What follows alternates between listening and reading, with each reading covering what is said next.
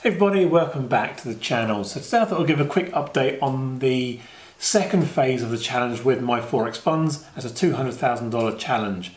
Now I passed the first phase relatively easily, went through this over, I think about half the times over 2 weeks. And at the time I thought, okay fine, just going to surge ahead and pass phase 2, get another funded account, and before you know it, loads more profits. But it didn't quite work out that way. It actually was a really positive start to the challenge. I did very well. And as always, if I'd stayed in that one trade, that would have actually made all the profit without any issue at all. I was actually short on the FTSE at the time, just before it really started that massive crash. And I actually closed out for, I think it's about 2.5–3%. Some other trades around there got me up to close to 3%, 4% on the actual challenge itself.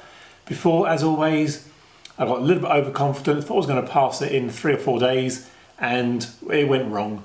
Ended up in a bit of a drawdown, and it just sort of battled away of getting out of that one. And also then came along a holiday, and also that's no trading at all for me, so I was like almost 2 weeks out from no trading. And I'm now halfway through the 60-day evaluation period, and I've got the account back up to break even now. Although last week, again, I was getting close to passing it, I got up to 3% again, but whatever happened, it wasn't my day, and markets were crashing, I was probably buying, and as a result I ended up giving that money back to the markets, and effectively I'm now back at break even on the account.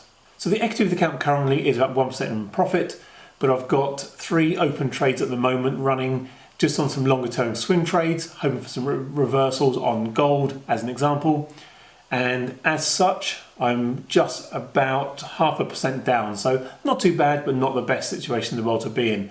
But as always, it's not about doing this really quickly. It's not about doing it in 1 day, 2 days, 10 days. It's about following the process through from start to finish, staying disciplined, staying focused, and actually getting to the end result of that 5% in the 60 days.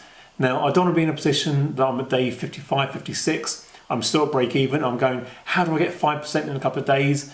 And rushing it and just doing some really stupid trades. I want to gain some more momentum over the next week and 2 weeks to ultimately hit that 5% target. But as we have seen in the markets over the past week or two, is that it's been very volatile. We've seen some massive sell-offs, not just in cryptocurrencies as an example, but across all the equity markets, Forex. We look at the dollar as being massively strong. We say it against the British pound and euro dollar down to almost record lows in recent sort of history. So we're seeing some massive, huge swings. And being on the right side of that is fantastic. It's very easy to make lots of pips and make profits. But if you're on the wrong side of that, it's managing that risk and making sure you don't lose too much of the account. Now, we know it can swing around really quickly, but looking to follow the trend as much as possible, get onto some nice trades and hit that 5% target as soon as I can, but without too much stress. But as always, I'm being as honest as I can about these challenges. They're not easy. Things do get into your head. Things in life come along and stop you from trading and stop you from hitting true potential. So if you are in a phase 2 of a challenge and you're struggling, just take a step back, look at it as just one of the challenges along the way. That if you are in a slight drawdown or you are just struggling to hit the target, I say just take a step back, breathe a little bit, look at the bigger picture.